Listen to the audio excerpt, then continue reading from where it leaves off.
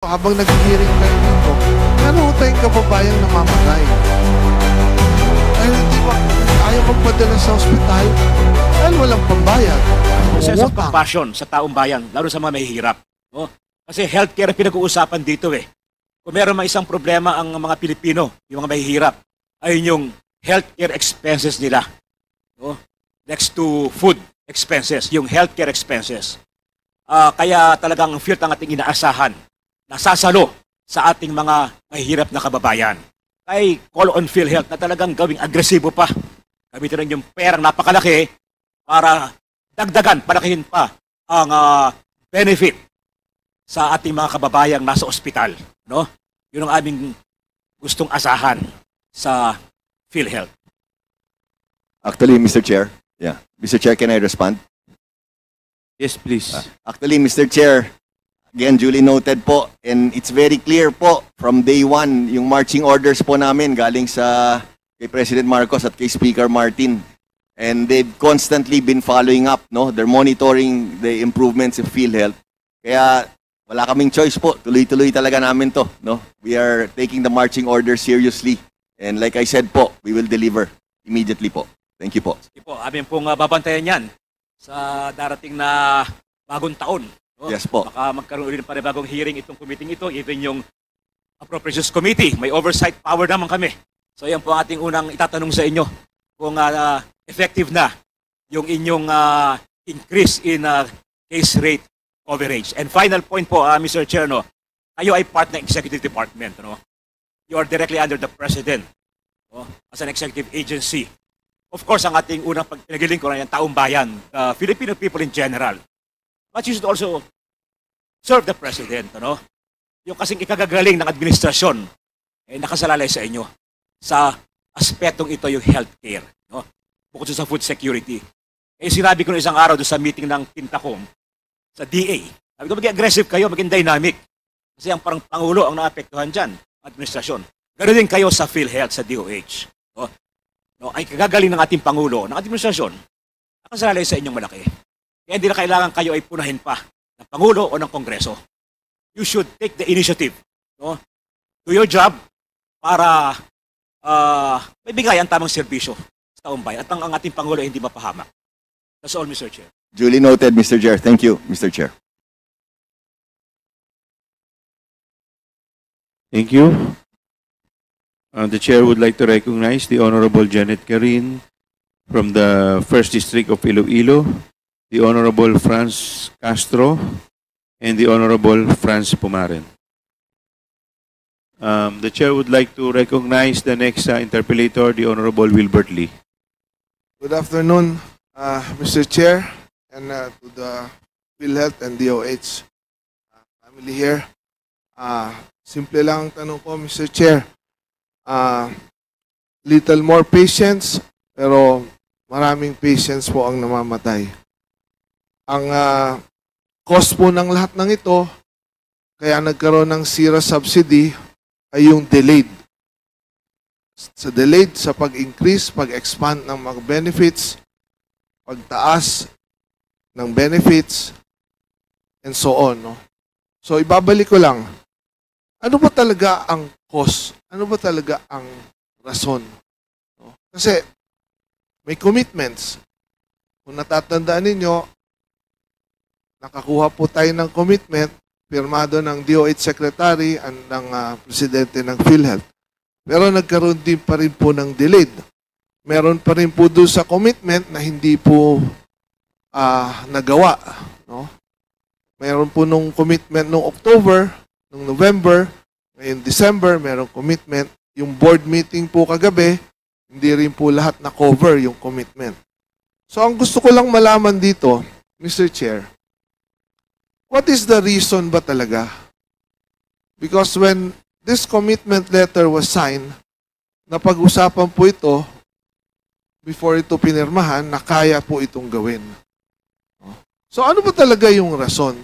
And I think, Mr. Chair, ang Universal Healthcare Law po, ito pong mga ginagawa po natin, hindi lang po ito PhilHealth. Dapat siguro nandito rin ang DOH. No? Siguro in the next hearing, Yes, We have a representative from Okay. DOH. so yung pong representative ng DOH dito, Mr. Chair, gusto ko lang i-put into record na yung sasabihin niya ay yun din po yung decision ng ating pong Health Secretary. No?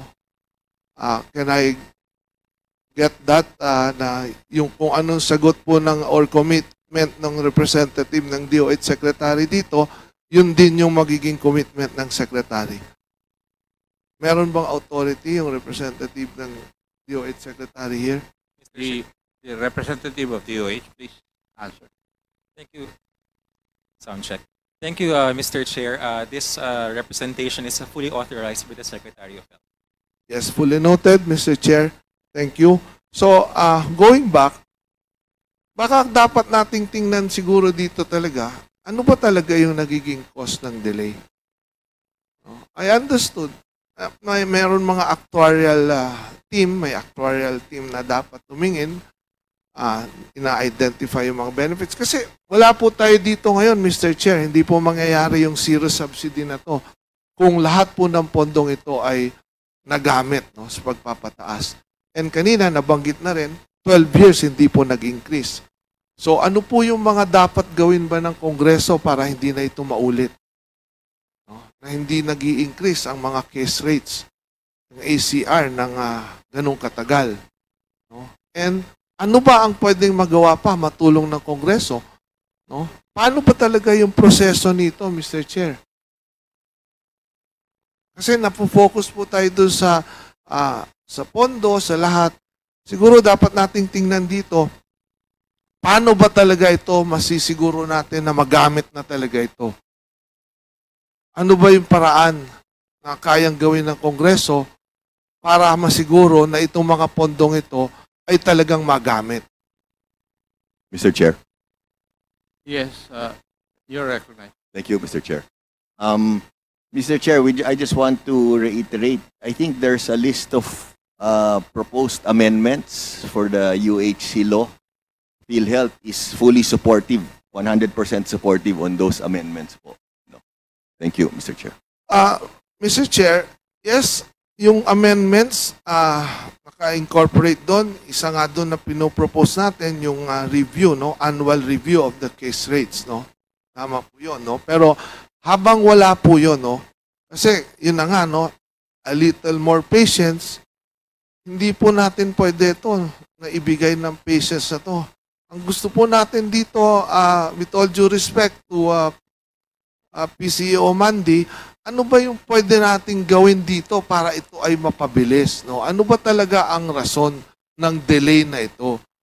I mean, kung dito sa Kongreso, sa Senado, kung minamadali po yung budget, kaya po mag-hearing araw-araw, hanggang madaling araw.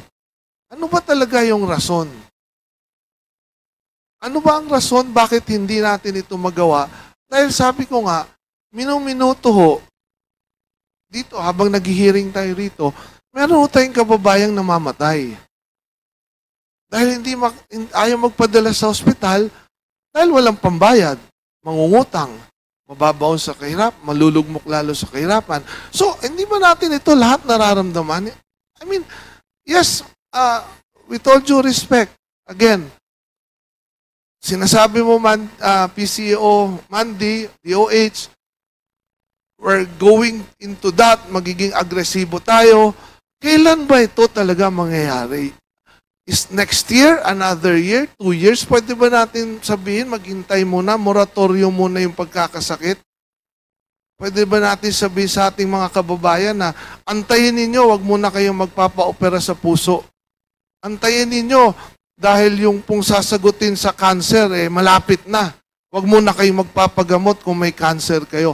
Pwede ba natin sabihin yun? Yun po yung gusto ko malaman, Mr. Chair, kung ano ba talaga yung plano dito. And I've asked DOH, and DOH have committed that, na noong October, bibigyan tayo ng plano kung paano mapapababa yung out-of-pocket expenses, wala pong nangyari. Humingi rin po tayo ng report kung bakit walang gamot lagi sa ospital. Wala pong nangyari. Tapos nalaman natin, meron palang 11 billion na nag-expire. I mean, Mr. Chair, ang gusto ko po malaman ngayon from the DOH and PhilHealth Itong sinasabi po ni President Mandy na on the way, kailangan po magkaroon tayo ng plano and timeline dito. Definite na plano and timeline. Isa-segue ko lang, Mr. Chair. Napag-usapan kasi yung reserve funds 2 years. Correct me if I'm wrong. Itong reserve funds, hindi natin ito pwedeng galawin. 280 billion. Am I correct? Yes po, Your Honor. Okay. Yes po, Mr. Chair. Ang next question ko, after the reserve fund, meron tayong sinasabi na 150 billion excess fund. Am I correct? Yes, Your Honor. Okay. Excess funds meaning to say, hindi nagagamit ito. Okay? Kasi I would not want to call it excess fund. I would want to call it unused fund. No? Kasi ito bang excess fund o 150 billion na to, pwede ba itong magamit para dito sa mga benefits? Mr. Chair, Yes, please continue. thank you.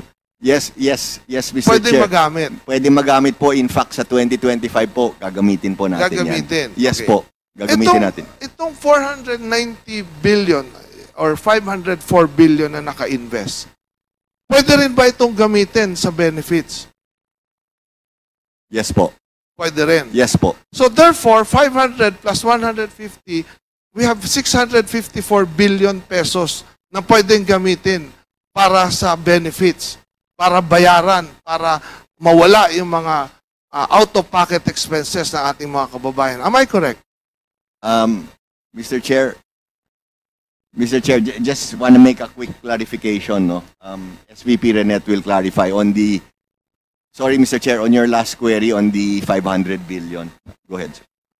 Mr. Chair, Yes, Mr. Lim Siaco. maraming salamat, Mr. Chair.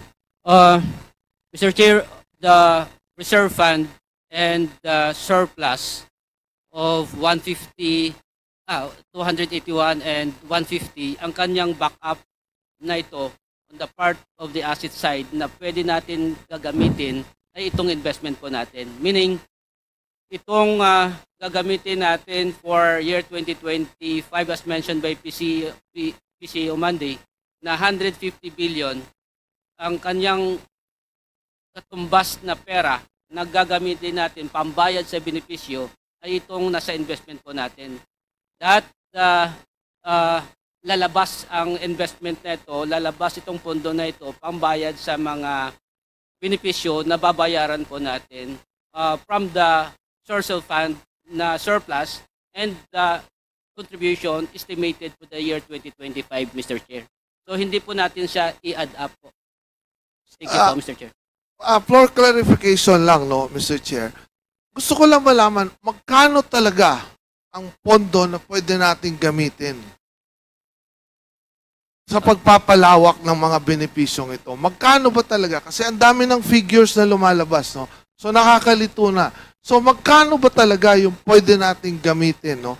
I have read kanina or yesterday na-approve daw ng board na gawing 254 billion, if I'm not mistaken, yung gagastusin for next year, no? So, ang gusto ko malaman, yan na ba talaga ang pera lang na pwede natin gamitin or galawin for next year? Mr. Chair. Please continue. Mr. Chair, maraming salamat po. Ang pera na po pwede natin gamitin para sa year 2025, number one, ito yung excess fund na 150 plus yung estimated na premium collection contribution of 203 billion pesos. So this is 350 billion pesos, Mr. Chair. Now, for year 2025, as approved by the board yesterday, COB or corporate operating budget for benefit expense ay 271 billion, Mr. Chair.